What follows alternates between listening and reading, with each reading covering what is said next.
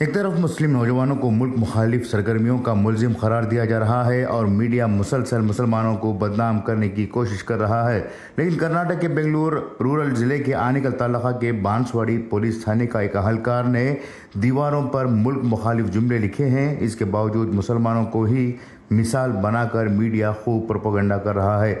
بانسواڑی police تھانے کا constable منی راجو نے ایک گھر کی دیوار پر ملک مخالف جملے لکھے ہیں۔ اس کی یہ حرکت ملک سے دشمنی کے برابر ہے اور ملک میں نفرت پھیلانے کے لیے پہل ہے۔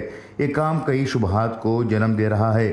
کانسٹیبل منی راجو نے دیواروں پر لکھا ہے کہ اسلام تھرڈ وار کے لیے للکار رہا ہے، طالبان انڈیا آ رہے ہیں، بی کیئرفل، سلام اسلام۔ اس طرح کے جملے دیوار پر لکھے ہیں۔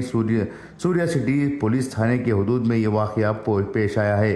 اس کانسٹیبل کی غلطی پر محکمہ پولیس کیا اقدامات اٹھا رہی ہے اور اس پر کیا کارروائی کی جا رہی ہے، یہ الگ بات ہے، لیکن اس بات کی قوی امکانات ہیں کہ کچھ دنوں میں اس کانسٹیبل کو ذہنی امراض کا شکار بتایا جا سکتا ہے، یا پھر اسے ڈیوٹی کے دباؤ کی وجہ سے اس طرح کے جملے لکھنے کی بات کہی جا سکتی ہے، یا یہ بھی ممکن ہے کہ اسے نشے کا عادی بتایا جا سکتا ہے اور اسے بی رپورٹ ڈال کر آزاد کیا جا سکتا ہے۔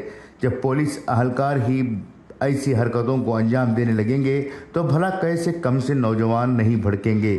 یہ معاملہ اتنا سنگین ہے کہ پولیس اور جانچ ایجنسیوں کی تحقیقات کے طریقہ کار پر بھی سوالات اٹھانے والا معاملہ ہے، اور اس سے انکار نہیں کیا جا سکتا کہ ماضی میں بھی ایسی حرکتیں کسی نے کی ہوں اور نام مسلم نوجوانوں کا لیا جا رہا ہو۔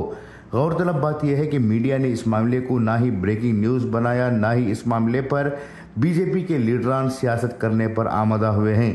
کئی میڈیا نے منی راج کی تفصیلات میڈیا میں ظاہر کرنے کے بجائے منگلورو کا کوکر بلاسٹ رامیشور کیفے کے ملزمان کا تعارف اس خبر میں جوڑ کر پیش کر رہے ہیں۔ وہ کرے تو چمتکار، مسلمان کرے تو بلاత్కాر کے برابر یہاں میڈیا اپنا رول ادا کر رہا ہے۔ بیورو رپورٹ، انقلاب نیوز، بنگلورو۔